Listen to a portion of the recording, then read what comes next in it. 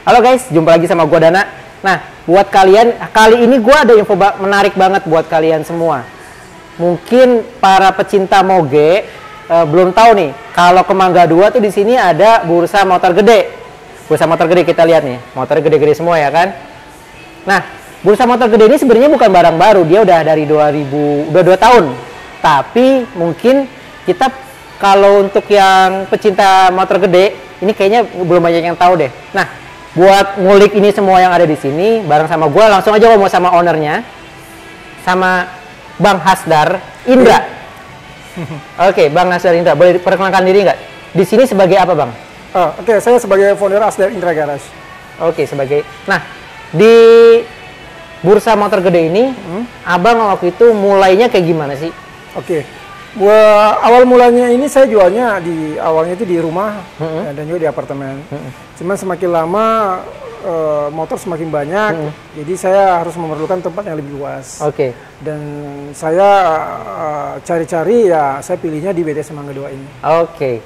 Pokoknya tempatnya kalau kalian mau ke sini, mau berburu motor gede, boleh di mention nggak Bang? Ini lokasinya di lantai berapa, blok apa gitu Bang? Oke, baik. Letaknya di showroom Hasdar Indra Garage ini di lantai 1, ya blok D 48B, C dan D. Kita ambil 3 ruko di sini. Oke, nice banget. Nah, ya. Kalau ngomongin moge, pasti kan kita pengen tahu juga. Di sini moge yang paling mahal yang mana Bang? Oke, baik. Di sini ada salah satu motor yang benar-benar cakep banget ya. Boleh kita ke sana? Siap.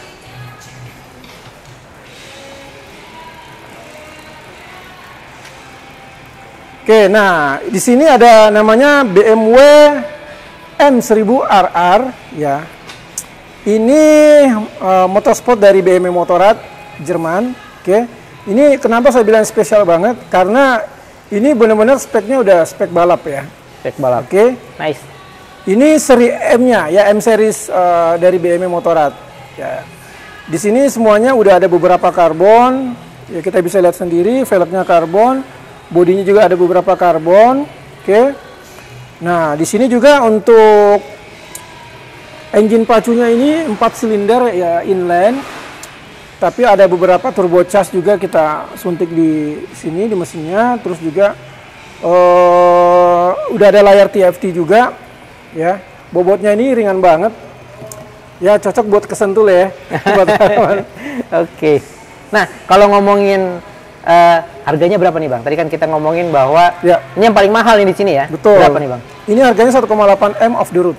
1,8 M off the road. Iya, off the road, betul. Oke. Nah, kalian yang pengen motor ini, boleh nih, boyong nabung dulu 1,8 M, kita siap bawa. Nah, kalau yang paling mahal udah, yang paling unik motornya mana Bang?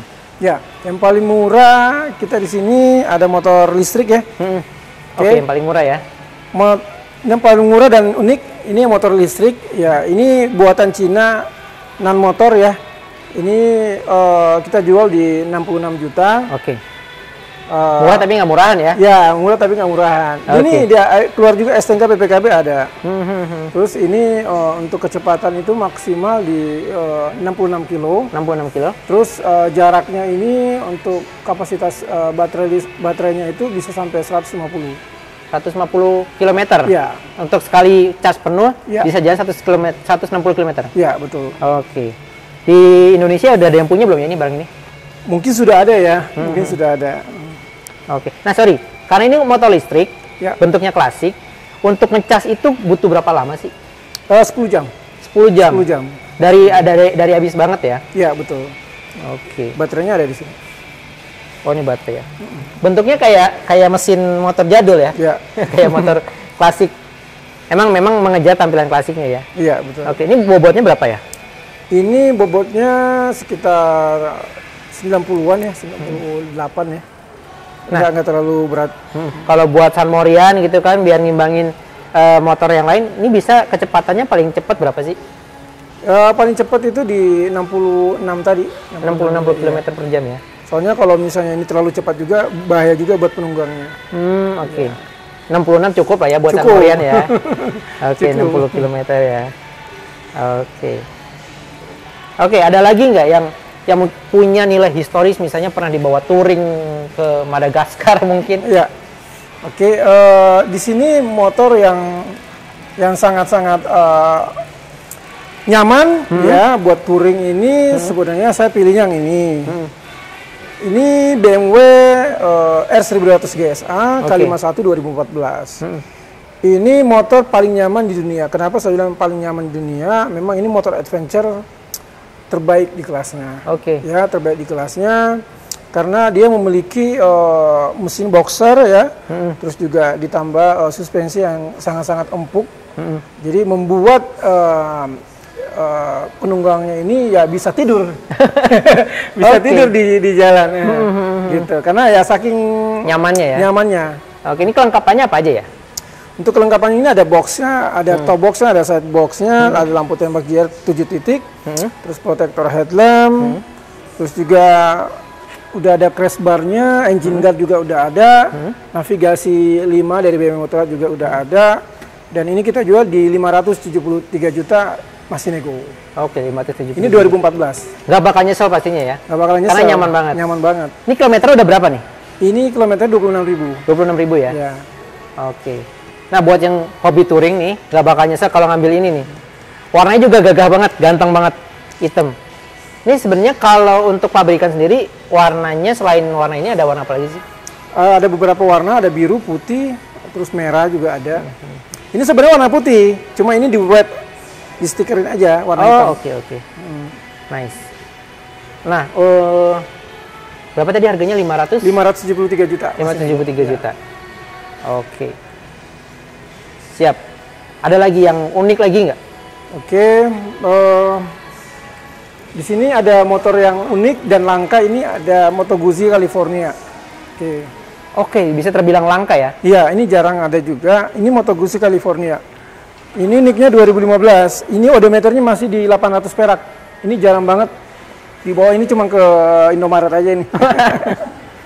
Ya, ini motor yang dibuat Moto Guzzi untuk pangsa pasar Amerika. Oh, oke. Kenapa? Makanya dinamain California. Dan ini kan tipenya cruiser. Moto Guzzi kan jarang ngeluarin yang tipe-tipe cruiser. Jadi waktu pas 2015 di zamannya waktu itu, Moto Guzzi ngeluarin untuk pangsa pasar Amerika. Oke. Makanya dibuatnya seperti kayak softail. Ya, kalau di Harley ya kayak softail. Ini mesinnya juga boxer, tapi dia berbentuk V. Terus juga ini benar-benar like new karena odonya masih 800 perak. Terus juga udah ada beberapa aksesoris, lampu tembak, sirene Welen, terus juga ada side box, crash bar, dan lain. Ini pabrikan mana? Ini Itali. Pabrikan Itali? Itali, iya. Oke. Ini kalau dilihat kayaknya penggeraknya gardan ya?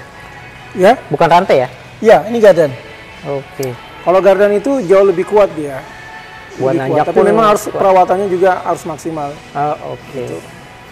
Nah, untuk bisa bawa pulang motornya itu berapa nih kira-kira harganya? Oke, ini untuk harganya di 430 juta masih nego. 430 juta masih nego. Ya. Oke, nice banget nih cruiser kalau pingin jalan nih. Karena cruiser itu secara ergonomi itu nyaman ya posisinya. Nyaman, posisi ridingnya nyaman. Posisi ridingnya nyaman ya. Posisi ridingnya. Oke, kalau yang suka jalan jauh, kayak nggak bakal pegel pokoknya ini. Ya. Oke, bonceng pacar juga nggak? Pilion ya, bunyi pilion juga bagus. Oke. Ada detrace-nya. Jadi nggak usah takut sakit punggung. Oke, sakit punggung. Oke. Ini kilometernya sudah? Masih 800 perak. Masih 800. Oh, ini bagus banget nih. Jadi ini bisa dibilang unit super spesial lah ya? Iya, betul. Unit super spesial. Kayak baru, cuma baru 800. Ya. Nah, kalau kita ngomongin moge, yang pasti pertanyaannya adalah untuk perawatan sendiri nanti gimana tuh? Untuk perawatan Moto Guzzi ini bisa ke Gaya Motor yang di Antasari ya. Ya, Gaya Motor itu dia megang ada 3 brand. Ada Piaggio, Vespa ya, terus ada Moto Guzzi dan juga Aprilia. Oke, bisa ke sana jadi. Bisa ke sana. Jadi nggak perlu khawatir punya moge itu perawatannya udah pasti ada ya. Ya, dan juga saya sebenarnya ada bengkel juga. Oke. Kalau misalnya ini rusak apa gimana bisa langsung ke bengkel saya di sini dekat sini. Oke. Kalau yang tadi itu yang cuma satu-satunya di Indonesia itu juga gimana? Kalau perawatan gimana? Kalau itu perawatannya saya rasa harus khusus ya langsung ke BMW Motorrad. Kalau untuk bengkel saya sendiri belum bisa. BMW Motorrad di Di TB Simatupang. TB Simatupang. Iya. Ya? Oke. Selain motor yang bawaan, ada nggak sih yang custom? Yang custom ada custom di sini, kita coba cek ya. Oke, ini motor custom terbaik ya. Ini namanya Jatayu. Ya, ini udah pakai air sus. Ya, ini dasarnya ini motornya Electra ya. Electra? Ya, Electra, tapi dibuat sedemikian sangar dan benar-benar unik banget. Ya, kenapa saya bilang unik? Karena ini semuanya bahannya udah aluminium. Oh, oke. Dan ini dibuatnya di Bali. Ini butuh waktu sekitar setahun ya untuk bisa mengerjakan ini semuanya. Apa tadi bahannya? Aluminium. Iya. Sampai ininya juga nih? Semuanya ini semuanya aluminium. Berarti ini artisnya pasti jago banget ini bikin lekukan-lekukan ini ya? Dia yang kerja seniman sih. Kerjanya di Bali. Oke. Ini bisa dibawa pulang berapa nih? Kalau ini nggak dijual. Oh, ini nggak dijual. Oke. Nggak dijual. Ini buat pajangan aja. Oke. Nice. Oh, ini buat dipajang aja ya. Mohon maaf nih teman-teman ya, belum bisa nih. Kalau pengen ini, maaf nih nggak dijual. Tapi ganteng banget, sumpah, ganteng banget. Oke, ini 1000 cc juga ya? Ini 1800. 1800. Oke, berarti ya kalau dibawa touring ngacir banget ya? Ya. Tapi ini single seater ya? Single seater karena memang ininya udah dibuat custom ya. Ini motor pelit lah ya. Nah, balik lagi ke bursa motor ini. Kalau beli motor di sini, untuk surat-surat segala macam nanti dibantu untuk perawatan kemudian hari itu after sales-nya gimana tuh? Kalau untuk motor yang dibeli di Asda Indra Garage itu kita memang ada waranti ya. 3 minggu untuk waranti keseluruhan motor. Jadi kalau misalnya terjadi kerusakan, itu kita masih waranti. Kita perbaiki sampai benar-benar itu motor siap gas. Oke. Kedua itu di waranti di mesin. Kita waranti mesin itu kita 3 bulan. Jadi kalau misalnya ada terjadi trouble di mesin, itu kita bisa tukar unit maupun juga ganti juga nggak ada masalah. Oke. Gitu. Ini belum semuanya ya, masih ada di gudang ya? Ada beberapa di gudang. Oke. Nah, untuk pajak sendiri sebenarnya ada info nggak sih? Maksudnya, kalau saya beli motor di sini, pajaknya seperti apa gitu? Iya. Kalau untuk pajak itu macam-macam, berbeda-beda setiap motor ya. Ada yang murah, ada yang mahal, ya. Terus itu tergantung dari cc motor tersebut maupun juga tahun motornya. Kalau misalnya cc-nya lebih besar, itu biasanya lebih mahal. Oke. Baik lagi. Nah, kalau kita ngomongin sebenarnya untuk bisnis motor gede ini sendiri, pasarnya sebenarnya bagus nggak sih di Indonesia, khususnya di Jakarta gitu? Sangat-sangat bagus ya, karena untuk anak motor sendiri itu sekarang udah sangat-sangat banyak ya. Mungkin bisa cek langsung di Jakarta sendiri, kalau di pagi hari, di Sabtu pagi maupun juga di Minggu pagi itu udah membludak. Ya bisa cek langsung ke Senayan situ kalau itu udah seperti kayak pasar ya gitu ya. Gitu. Jadi benar-benar animonya sih luar biasa sih.